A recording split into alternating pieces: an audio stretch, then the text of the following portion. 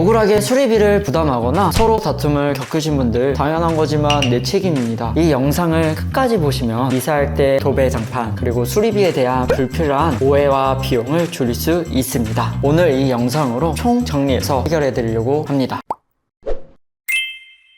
안녕하세요. 자취남 부동산의 김용범 공인중개사입니다. 여러분 혹시 그거 아시나요? 전월세 계약이 끝날 때 장판이나 벽지에 대한 수리비를 누가 부담해야 하는지 그 책임이 누구한테 있는지 혹시 알고 계시나요? 간혹 이런 부분을 정확하게 알지 못해서 억울하게 수리비를 부담하거나 서로 다툼을 겪으신 분들 제가 중개하면서 만났던 분들에게 드렸던 솔루션을 오늘 이 영상으로 총 정리해서 해결해 드리려고 합니다. 이 영상을 끝까지 보시면 도배 장판 그리고 수리비에 대한 불필요한 오해와 비용을 줄일 수 있습니다. 자, 첫 번째 임대인의 수선 의무에 대해서 한번 이야기를 나눠볼게요. 민법에서는 어떻게 정리되는지 한번 알아보려고 하는데요. 임대인은 임차인에게 목적물을 인도하고 계약기간 동안 그 사용과 수익에 필요한 상태를 유지할 의무가 있다라고 규정되어 있는데요. 한마디로 임대인은 수선 의무가 있다라고 정의하고 있습니다. 이러한 의무가 있어야 세입자가 거주하는 동안 불편함 없이 잘 지낼 수가 있겠죠. 도배나 장판 등이 수리가 필요한데 임대인이 수리해주지 않으면 여러분들은 제대로 살 수 없을 거예요. 그러면 더 정확하게 어떤 상황의 경우에 임대인이 수리를 해줘야 하는지 한번 품목으로 이야기를 나눠볼게요. 벽에 균열이 나거나 전기 설비 고장, 상하수도 노후, 보일러 난방 고장, 배관 파손 등등이 있는데요. 핵심은 집의 구조와 기능에 필수적인 부분은 임대인 책임이라고 보시면 되는데요. 이해하기 쉽게 내가 퇴실할 때 가지고 나가지 못하는 것이라고 이야기를 드리는데요. 보일러? 내가 못 가지고 나가니까 당연히 임대인분이 고쳐주셔야 됩니다. 장판? 내가 못 가지고 나가니까 임대인이 교체해줘야지 라고 이해해주시면 좋을 것 같습니다. 근데 여기에서 중요한 사항이 있어요. 바로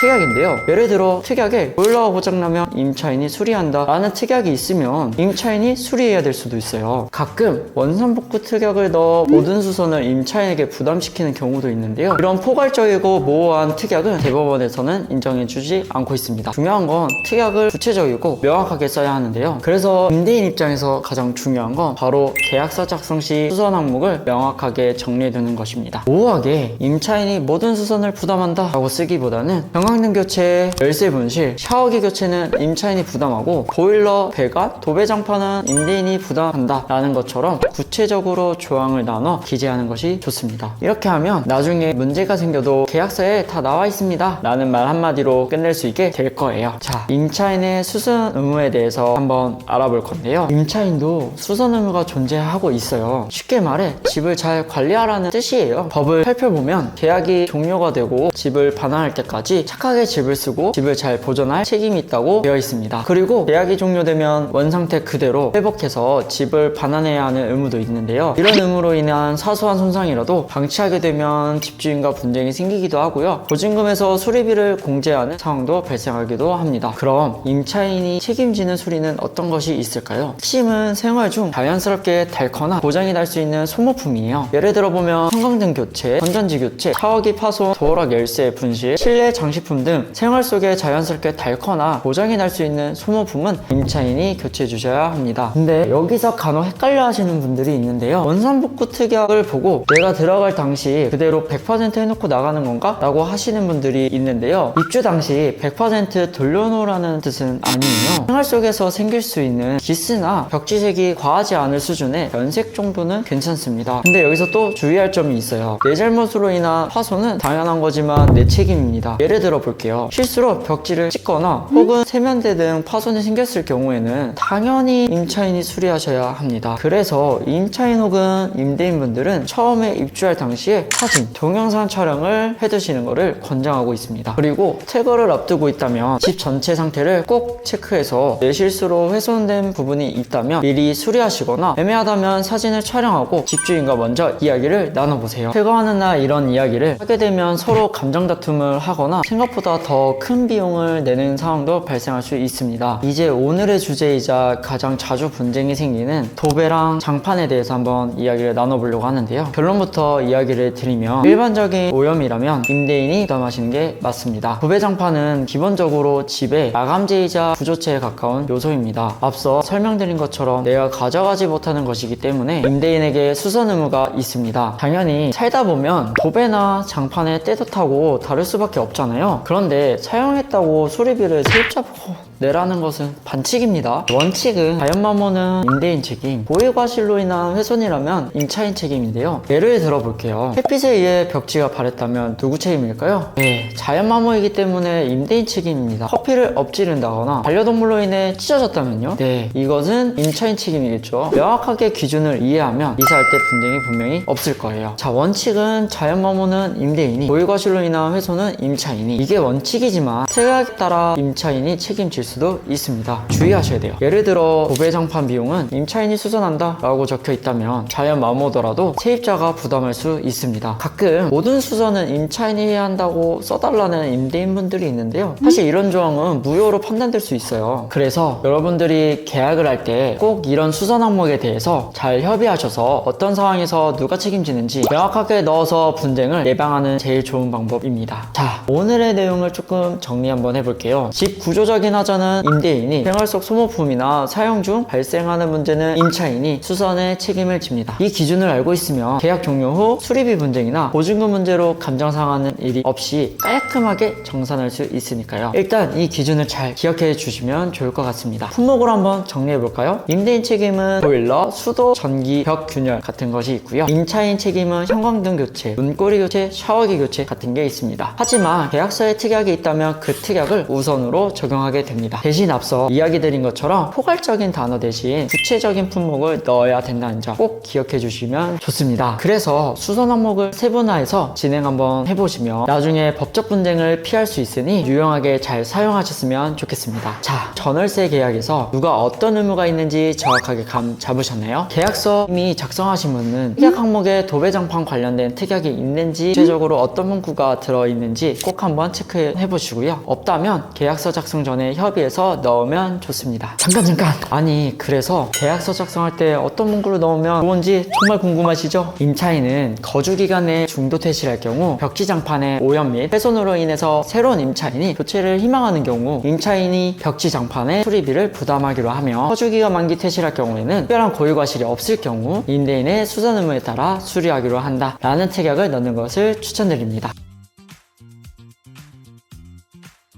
사실 부동산이라는 게 법도 정말 중요하지만 사람 대 사람이 하는 행위니까 서로의 입장을 조금씩 양보하면서 원만한 의견 조율을 하시면 정말 좋을 것 같은데요. 여러분들은 퇴실할 때 분쟁 없이 잘 마무리하셨으면 좋겠습니다. 혹시 주변에 집을 구하시는 분들이 있거나 재계약을 하시는 분들이 있다면 공유 한 번씩 부탁드리고요. 오늘 이 영상이 유익하셨으면 구독과 좋아요 한 번씩 부탁드리겠습니다. 감사합니다.